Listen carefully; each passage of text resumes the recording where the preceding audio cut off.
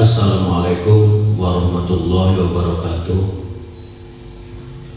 Alhamdulillahirabbil alamin, wassalatu wassalamu ala asrofil anbiya'i wal mursalin wa ala alihi wa sahbihi ajma'in, amma ba'd. Asyhadu an la ilaha illallah wahdahu la syarikalah wa asyhadu anna Muhammadan abduhu wa rasuluh la nabiyya ba'dahu. Allahumma salli wa sallim ala sayyidina Muhammad wa ala alihi wa sahbihi ajma'in, amma ba'd. Wa qala Allah ta'ala fil Qur'anil Karim, a'udzu billahi minasy syaithanir rajim. Bismillahirrahmanirrahim. Ya ayyuhalladzina amanu kutiba 'alaikumus syiyamu kama kutiba 'alal ladzina min qablikum kutiba 'alaikumus syiyamu kama kutiba 'alal ladzina min qablikum la'allakum tattaqun. Shadaqallahul 'adzim. Selamat pagi anakku sekalian, para peserta milenial Sumatren Ramadan virtual SMA Negeri 1 Kuningan tahun 1442 Hijriah. Anak-anakku yang saya cintai, saya banggakan, Bapak akan menyampaikan tentang materi puasa Ramadan. Anak-anakku sekalian, marilah kita pertama-tama memanjatkan puji syukur pada Allah Subhanahu wa Ta'ala, di mana pada pagi hari ini kita bersama-sama mendapatkan nikmat iman, nikmat sehat, sehingga kita dapat melaksanakan kegiatan santap Ramadan Sumatren yang akan Bapak sampaikan pada hari ini tentang puasa. Anak-anakku sekalian yang saya cintai, saya banggakan, apa itu puasa?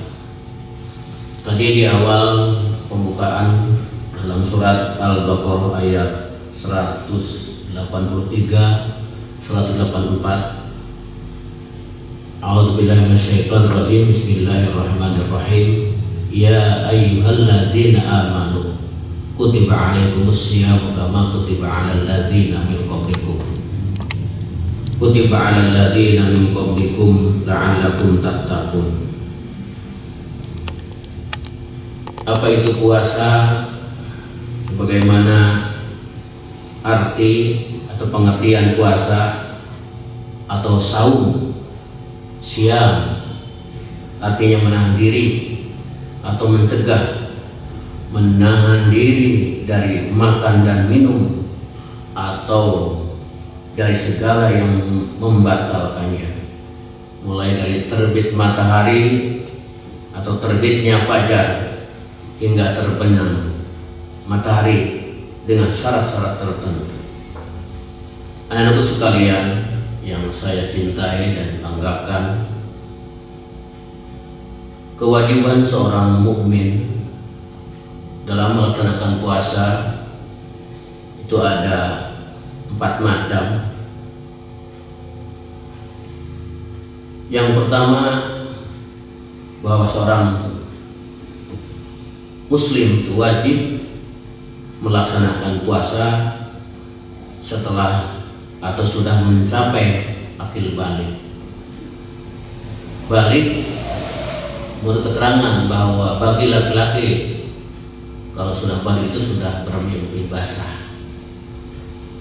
sedangkan bagi perempuan balik itu sudah haid, itu sudah wajib melaksanakan puasa Ramadan.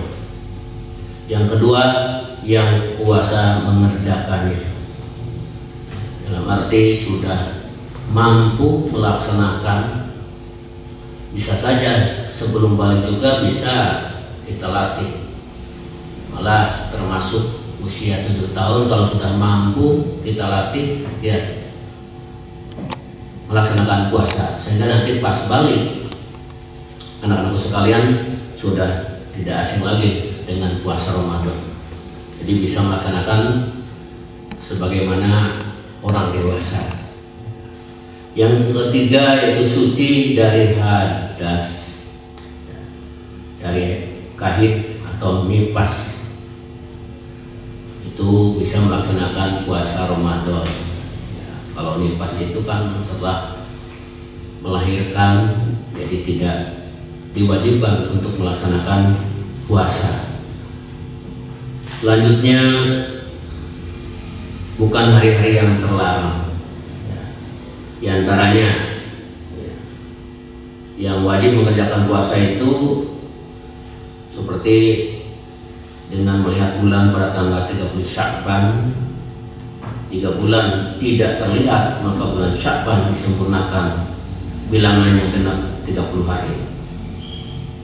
Yang kedua dengan cara hisab atau perhitungan ilmu falak.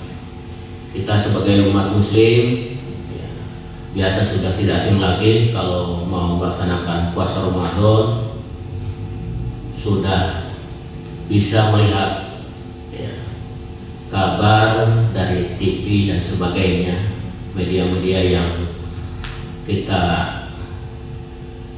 lakukan, karena sekarang sudah zaman milenial, sudah bisa lewat HP dan sebagainya, sehingga tidak harus menghitung sendiri. Kita serahkan kepada pemerintah kita yang sudah siap menyampaikan tentang waktunya puasa, waktunya lebaran dan sebagainya. Anakku sekalian yang saya cintai dan saya banggakan, itu tentang puasa yang kita wajib lakukan di bulan Ramadan. Selanjutnya tentang rukun puasa. Ada berapa rukun puasa yang Bapak sampaikan. Yang pertama, berniat pada malam harinya. Biasanya umumnya kita niat puasa itu setelah sholat tarawih. Itu sudah kalian hafal barangkali. Nawaitu shauma godin an adai fardis syahri ramadhana hadhihi sanati fardholillahi ta'ala. Itu lafaz niat. Nawaitu, saya niat puasa di bulan Ramadan besok hari, bulan ini, tahun ini fardu karena Allah Ta'ala. Itu niatnya, diikuti dengan hati. Sebab niat itu harus dengan hati, tidak cukup dengan diucapkan saja, tapi harus diikuti dengan hati. Itu sebab salah satu rukun. Kalau tidak niat maka sia-sia, maka laga, tidak sah puasanya. Anak sekalian, itu rukun yang pertama, itu niat, yang biasa dilakukan ketika atau setelah sholat tarawih. Yang kedua, menahan diri dari makan, minum mulai terbit fajar hingga terbenam matahari atau imsak atau maghrib. Biasanya kita sudah sering mendengar dari TV atau dari speaker dari musola masing-masing atau masjid masing-masing. Biasanya kita sudah mulai siap-siap. Kalau tinggal beberapa menit lagi, kita sering menunggu waktunya untuk berbuka puasa. Itu barangkali tentang rukun puasa. Hanya ada 2. Berikutnya tentang yang membatalkan puasa. Apa saja, anakku sekalian? Makanya kita hati-hati, jangan sampai kita batal puasa karena hal-hal yang sepele. Yang pertama, yang membatalkan puasa ini: A. Makan, minum, atau masuknya sesuatu ke dalam rongga badan dengan sengaja, bukan karena lupa. Sebab kalau lupa itu yang namanya lupa. Jadi jangan kita lagi puasa lupa, ya, kita teruskan puasanya sampai akhir. Jangan sampai diteruskan makan atau minumnya kalau lupa.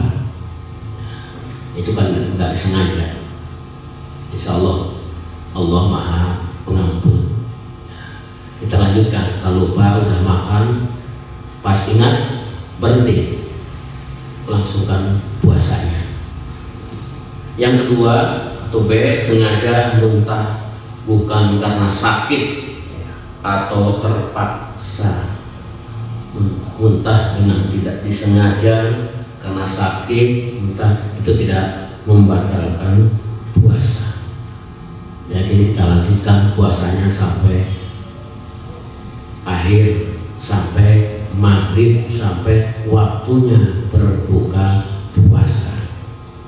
Yang ketiga atau C, yang membatalkan puasa itu keluar mani dengan sengaja.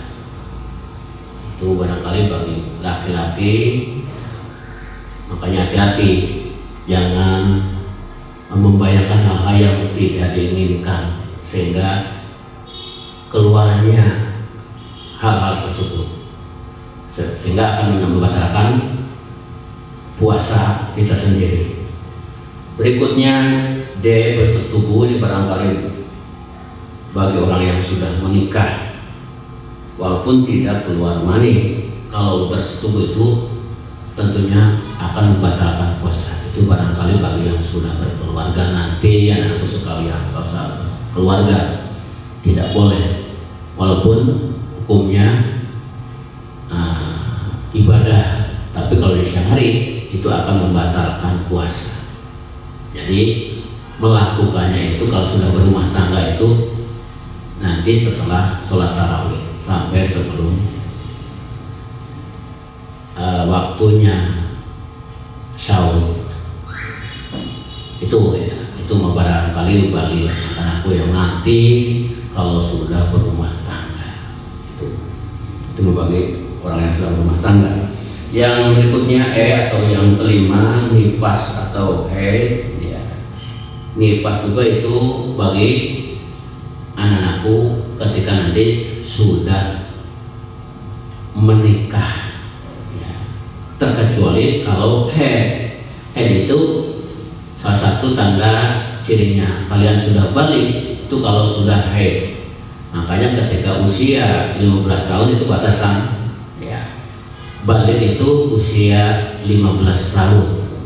Kalau sebelum 15 tahun atau 14 tahun atau 13 tahun sudah itu sudah wajib melaksanakan puasa, sudah wajib melaksanakan sholat 5 waktu, karena itu sudah balik. Ya. Itu dipasma itu bagi anakku nanti setelah atau sudah menikah, melahirkan. Itu ketika puasa melahirkan ya batal puasanya. Jadi nanti tinggal diganti, ya, dibayar nanti setelah selesai melahirkan atau setelah puasa Ramadan berikutnya dibayar. Ya. Yang berikutnya tentang yang membatalkan puasa karena gila atau murtad, keluar dari Islam. Ya.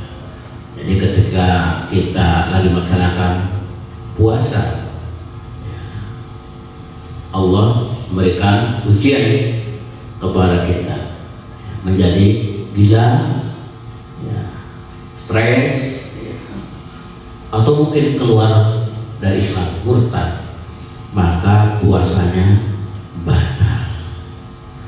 Anak-anakku sekalian, para peserta sanlat Ramadan Smatren SMA Desa Kuningan yang saya banggakan, yang saya hormati, berikutnya tentang yang dibolehkan tidak berpuasa. Jadi kalian boleh tidak berpuasa asal apa? Orang yang sakit. Hari Jagiat mah sehat, harus berpuasa seorang muslim. Memang banyak godaannya. Kadang-kadang kalau melihat warung bawa motor juga belok, kata pacaran banyak gitu buatnya. Suka belok ya. Itu memang tergantung keimanan kita kepada Allah Subhanahu wa taala. Yakin ya. Sebab kalau kita kalau yakin mah ya nggak akan seperti itu. Sebab cuma hanya 1 bulan selama 1 tahun, kalau tidak dilaksanakan, ya kita kalau bisa diberi umur oleh Allah Subhanahu wa taala setelah puasa di umur bisa menggantikannya. Tapi kalau nggak sengaja nggak bisa. Sebab berat ya, meninggalkan 1 hari puasa di bulan Ramadan itu harus dibayar menurut keterangan 2 tahun berturut-turut. Berat. 1 kali puasa batal disengaja itu bayarnya berat sekali. Makanya kalian hati-hati ya, bergaul dengan orang yang beriman. Sebab orang yang beriman itu tidak akan mengajak seperti itu. Ya. Anakku sekalian yang saya banggakan, ya, yang saya hormati, itu bagi orang yang sakit boleh membatalkan puasa atau boleh tidak berpuasa kalau penyakitnya memang parah sekali. Kalau puasa bisa menambah penyakitnya lebih parah lagi, jadi boleh tidak berpuasa ya.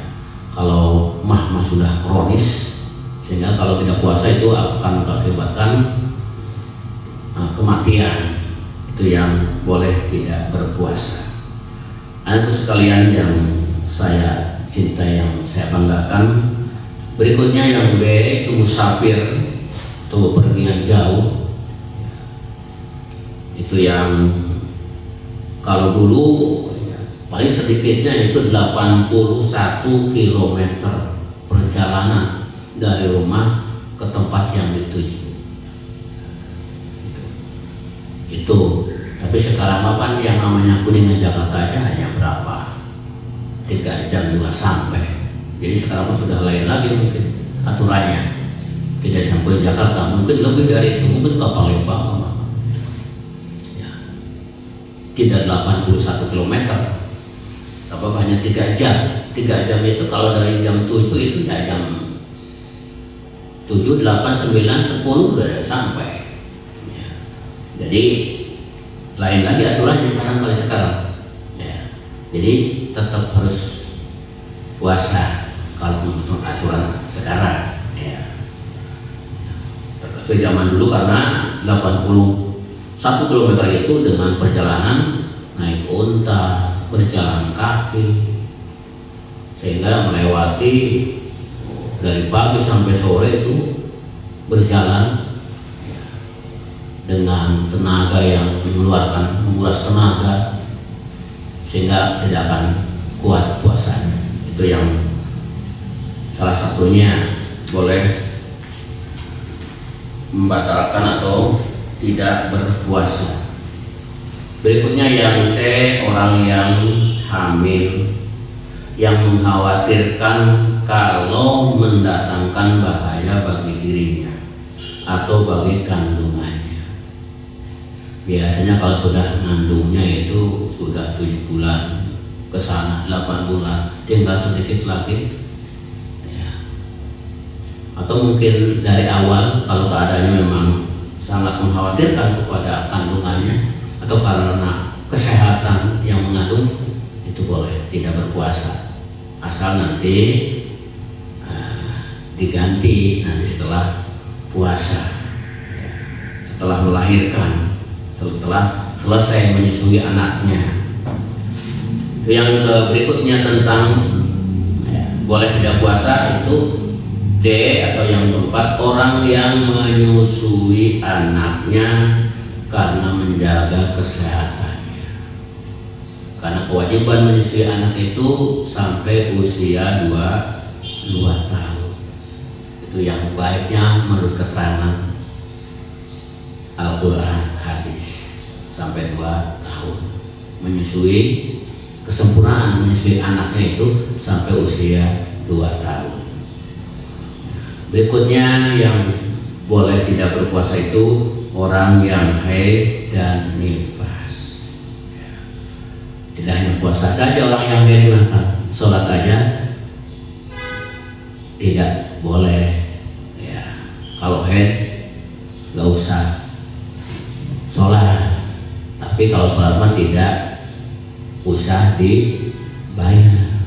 Ya. Beda dengan puasa. Kalau puasa mah ketika puasa pakai haid, ya harus dibayar nanti setelah selesai Ramadan atau nifas. Anakku sekalian yang saya hormati, yang saya banggakan dan Bapak cintai, yang terakhir orang yang boleh tidak puasa itu orang yang batal puasanya sebab sesuatu hal yang membatalkan selain bersetubuh. Sehingga kita bisa tahu apa yang membatalkan puasa. Makanya kita Bapak menugaskan kepada kalian, selain dari sekolah juga kalian untuk menyimak dari media-media lain, baik TV dan sebagainya, untuk merangkum hasil kalian, mendengarkan ceramah baik sebelum maghrib atau sesudah maghrib atau sebelum subuh, setelah sahur atau mungkin setelah subuh.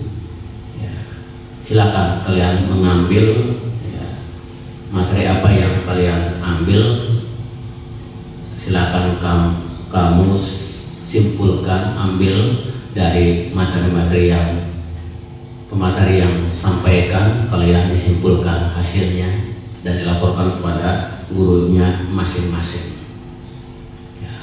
Karena untuk kelas 1 itu sudah disampaikan oleh Pak Ade, itu disetorkan nanti ke Pak Udin. Sedangkan untuk kelas 2 disetorkannya untuk ke Bu Handi. Dan aku sekalian yang saya banggakan, yang saya hormati, ini salah satu macam-macam orang yang diperbolehkan tidak berpuasa adalah selain kewajiban seorang muslim itu tadi rukun wajib melaksanakan puasa, boleh tidak berpuasa. Berikutnya tentang sunnah puasa, apa yang kita lakukan ketika melaksanakan di bulan Ramadan. Sunnah puasa itu banyak sekali, di antaranya makan sahur itu sunnah meskipun sedikit. Memang yang namanya ada pahala itu rada berat begitu kan, ada perasaan mencek puasa sunnah masih tidak rajin, makan sahur teh nggak enak walaupun dengan daging sebagainya itu. Nah, itu karena memang itulah kalau dapat pahala itu kan memang agak sulit mengerjakannya. Karena itu sunnah walaupun hanya sedikit, sehingga nanti tidak ada alasan atau alasan yang bisa membatalkan puasa karena alasan tidak sahur. Makanya sunnah sahur untuk apa? Untuk bisa menguatkan, menambah tenaga, haus dan sebagainya, sehingga tidak membatalkan puasa. Itu diantaranya makan sahur yang disunahkan. Berikutnya yang B atau yang kedua, berbuka dan diawalkan kira-kira pada berapa menit setelah matahari terbenam atau sudah mendengar lantunan adzan dari musola atau masjid-masjid yang ada di tempat masing-masing, baru kita membatalkan berbuka, walaupun makan nanti kadang-kadang setelah selesai sholat tarawih. Pak juga sering seperti itu. Jadi kalau buka mah hanya kadang-kadang kolak, kurma dan sebagainya, makan mah nanti setelah sholat tarawih. Sebab apa? Sebab kalau makan, apalagi kalau makannya terlalu kenyang, itu menjadikan sholat tarawih jadi malas, jadi ngantuk, tidak ada semangat. Beda dengan hanya membatalkan saja dengan kolak dan sebagainya, tidak terlalu kenyang sehingga tidak mengakibatkan kita ngantuk dalam melaksanakan sholat tarawih. Jadi lebih tenangnya lagi, kebiasaan seringnya begitu Bapak. Kalau buka puasa itu makan itu setelah sholat tarawih. Anakku sekalian yang saya cintai dan banggakan, adapun tentang berbuka puasa, jangan lupa dengan membaca doanya. Bismillahirrahmanirrahim. Allahumma lakasumtu wa bika amantu wa rizqa betul birahmatika ya rahman. Itu kalian sudah tidak asing lagi. Sudah anak SMA kelas 1, kelas 2, kelas 10, kelas 11, itu sudah balik. Sudah berapa tahun kalian melaksanakan puasa, jadi sudah tidak asing lagi dengan doa itu. Udah pasti hafal, kan tidak asing lagi. Sudah dilatih ketika usia balik, usia 15 tahun atau sebelum 15 tahun. Tadi udah sampaikan, balik itu bisa saja 14 tahun, berarti 14 tahun harus melaksanakan puasa, harus melaksanakan sholat 5 waktu. Anakku sekalian yang saya hormati, sunat puasa yang lainnya, yang ketiga atau yang C, meninggalkan bohong, ucapan berbohong kepada orang lain, pembicaraan yang kotor, yang keji, yang tidak berfaedah, yang tidak bermanfaat. Hati-hati di dalam berpuasa begitu. Jadi omongan itu harus yang baik-baik, tidak yang jorok-jorok. Itu sunnah bagi seorang muslim, berbicara yang baik, tidak berbuat bohong, membicarakan yang kotor-kotor. Itu hal-hal yang bisa mengurangi ibadah puasa kita semua. Justru dengan meninggalkan pembicaraan bohong atau pembicaraan yang kotor, itu kita akan mendapatkan pahala puasa, menambah ibadah kita kepada Allah Subhanahu wa Ta'ala. Anakku sekalian, yang berikutnya tentang sunat-sunat puasa, yaitu memperbanyak amal kebajikan berupa sedekah atau membaca Al-Quran. Biasanya membaca Al-Quran itu umum di masyarakat. Setelah sholat tarawih itu suka ada tadarusan. Kalau di desa Bapak Mas itu ya, mungkin yang lain juga sama. Itu kebiasaan di kita di Indonesia. Kalau sudah sholat tarawih itu biasanya tadarusan dengan berkelompok, membaca Al-Quran bergiliran 1 juz,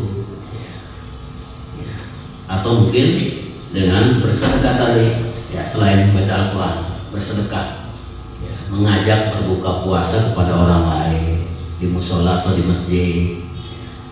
Itu merupakan salah satu sunnah puasa, sehingga bisa menambahkan ibadah kita kepada Allah. Selain puasa itu ada hal yang menjadikan menambah pahala bagi kita semua.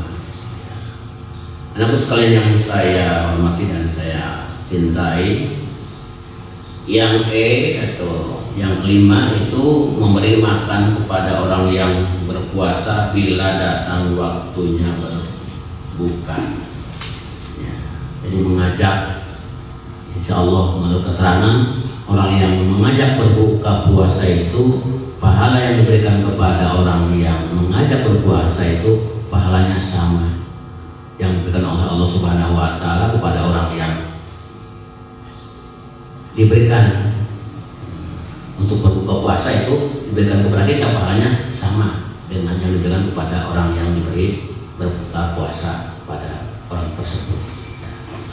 Mudah-mudahan ya, kita bisa melaksanakan, kita bisa diberi yang barokah, sehingga bisa bersedekah kepada orang lain, sehingga kita bisa menambahkan hal-hal yang menjadikan sunnah puasa, bisa menambahkan pahala bagi kita semua.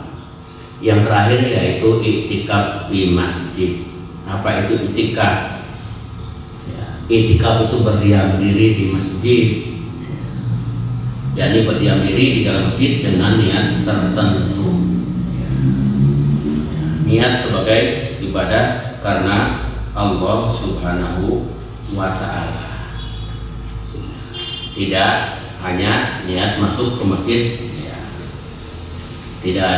Tidak memperbanyak hal-hal yang bisa mendapatkan pahala dan sebagainya, tapi berdiam diri di masjid dengan memperbanyak zikir, memperbanyak tasbih atau tafakur. Lebih baik kalau dengan membaca Al-Quran, berdoa, beristighfar atau sembahyang sunnah.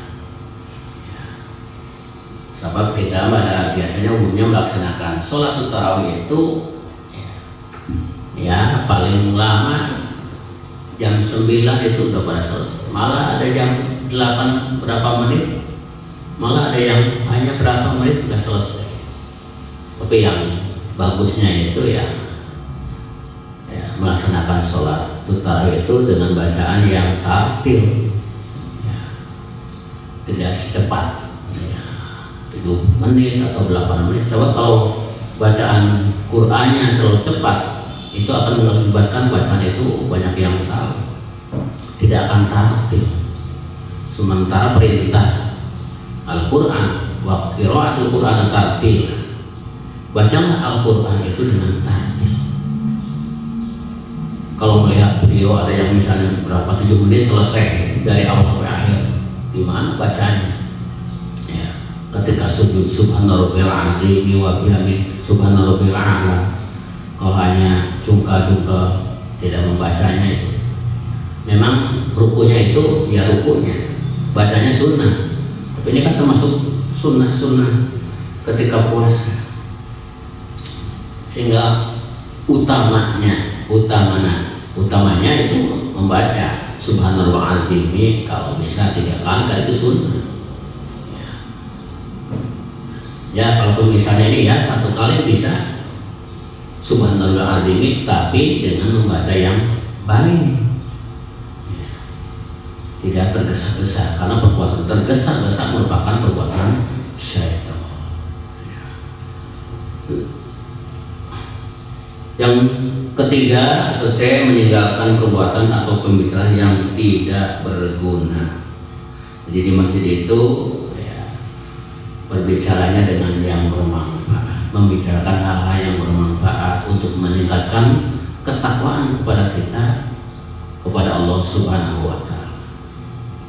Bukan hal-hal yang tidak bermanfaat, bisa menjadikan madorot kepada orang lain, tapi bisa menambah keimanan dan ketakwaan kita kepada Allah Subhanahu wa Ta'ala. Misalnya dengan ya berdiskusi tentang agama, ya, tentang hal-hal kebaikan yang menjadikan kemajuan, yang menjadikan peningkatan iman kita kepada Allah Subhanahu wa Ta'ala. Doa yang diutamakan dalam iktikaf adalah Allahumma innaka tuhibbul afwa fa'fu anni. Ya Allah, sesungguhnya Engkau suka kepada mengampuni, maka ampunilah aku. Itu doa ketika kita beriktikaf ya, di masjid. Hal-hal diantaranya hal yang membuat iktikaf menjadi batal. Diantaranya bersetubuh itu bagi anak-anakku sekalian, karena kalian masih sekolah, itu bagi anak-anak ketika nanti kalau sudah berumah tangga, sudah menikah, ya, itu bisa membatalkan iktikaf kita ya, di dalam masjid. Yang kedua, menjadikan kita keluar dari masjid dengan tidak adanya uzur, tidak ada alasan. Jadi bisa batal kalau sudah keluar masjid, ya udah. Ya. Karena iktikaf itu harus dilakukan di dalam masjid, di dalam musola dengan teman-teman. Umumnya biasanya kalau di kabupaten itu yang dulu pernah Bapak laksanakan gitu, di Syiarul Islam, terus pada kegiatan remaja masjid, baik remaja masjid kabupaten atau BKVRI atau remaja masjid dari perwakilan dari sekolah-sekolah atau dari masyarakat yang bergabung ingin iktikaf di masjid. Ya. Anakku sekalian yang saya banggakan, yang saya hormati, di dalam puasa itu ada malam-malam yang kita harus mengikuti atau melaksanakan suatu malam yang diantaranya lebih baik dari 1000 bulan. Di antaranya malam yang disebut Lailatul Qadar, yaitu 10 hari yang terakhir di bulan puasa. Tidak ditentukan harinya secara persis agar kita berjaga-jaga dengan memperbanyak ibadah maupun zikir kepada Allah Subhanahu wa taala. Jadi mulai dari 21 sampai terakhir itu ya kita berusaha beriktikaf di masjid, banyak zikir. Ya, nggak tahu kapan malam berapa datangnya Lailatul Qadar kepada kita semua. Yang pasti di tanggal itu, ya, mau keterangan. Ya. Sehingga ketika tanggal 21 sampai terakhir itu banyak yang beriktikaf di masjid bagi orang-orang yang tahu, ngerti dan beriman pada Allah Subhanahu wa taala. Anakku sekalian yang saya hormati dan saya banggakan, ya, Lailatul Qadar itu lebih baik dari 1000 bulan. Sebagaimana firman Allah Subhanahu wa taala, A'udzubillahi minasyaitonir rajim. Bismillahirrahmanirrahim.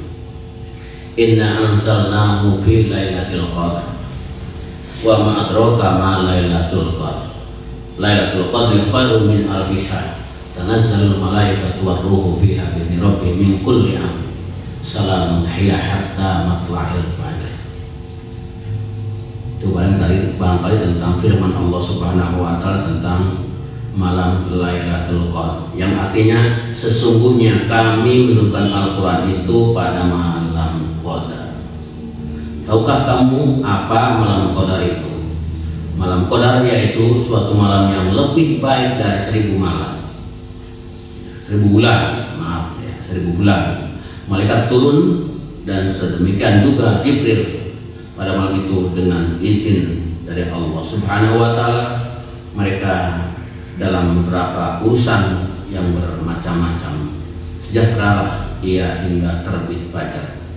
Anakku sekalian yang saya cintai dan saya hormati, saya banggakan, itu barangkali ya, materi tentang saum, ya, saum Ramadan, puasa Ramadan yang saya sampaikan, ya, mudah-mudahan bermanfaat khususnya bagi Bapak sendiri yang menyampaikan materi, ya, umumnya kepada anakku sekalian, ya, para peserta sanat Ramadan Sematren. virtual SMA Negeri 1 Kuningan tahun 1442 Hijriah. Mudah-mudahan bisa terlaksana dengan baik. Amin ya rabbal alamin. Itu barangkali kurang lebihnya mohon maaf ya, apabila hal-hal yang Bapak sampaikan kurang berkenan di hati anakku sekalian.